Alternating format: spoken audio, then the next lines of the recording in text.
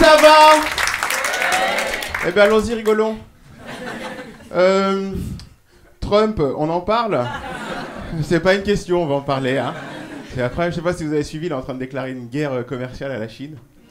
Il va leur imposer 140% de taxes douanières. C'est incroyable. Tout le monde était choqué, sauf nous les Français.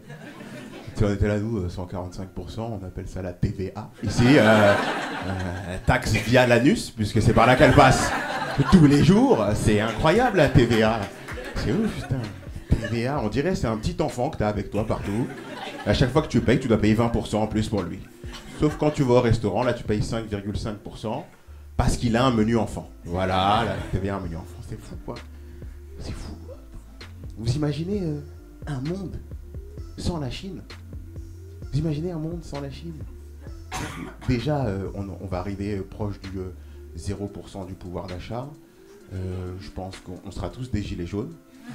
Clairement, je pense que les magasins Action vont tous fermer. Ça, c'est sûr.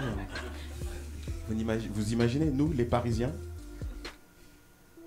retourner à l'usine? Nous, la seule chose qu'on sait faire, les Parisiens, c'est envoyer des mails. Et même ça, 50% du temps, on envoie le mail sans la pièce jointe. Puis après, on renvoie un autre mail. C'est toujours mieux avec. Tu envoies, tu te rends compte, t'as toujours pas envoyé la pièce jointe.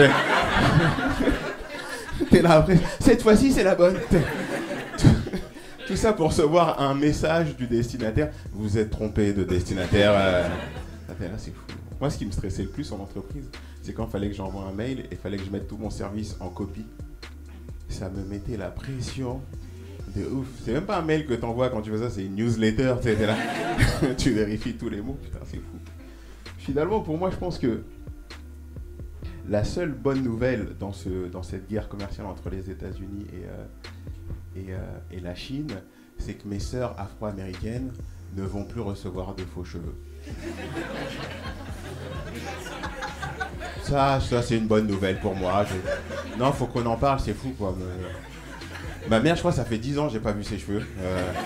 Ça se trouve, elle a une calvitie, ma mère. Je suis même pas au courant. Ça se fait pas de rire comme ça de ma maman. Les femmes africaines dépensent 9 milliards de dollars par an dans les faux cheveux. 9 milliards. Ça veut dire que si elles font une cagnotte litchi, elles peuvent devenir une puissance mondiale.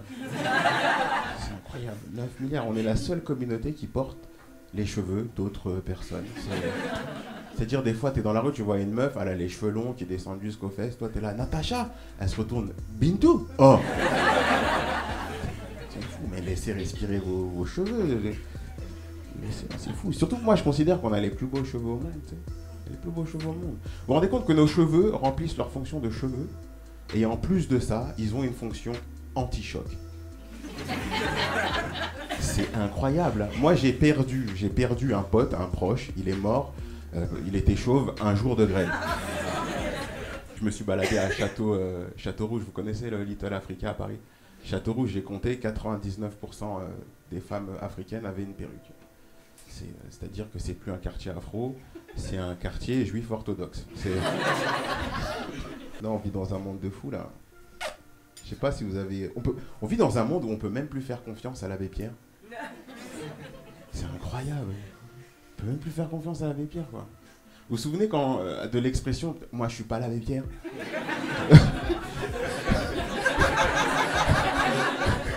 Ça veut dire que t'étais pas quelqu'un de généreux.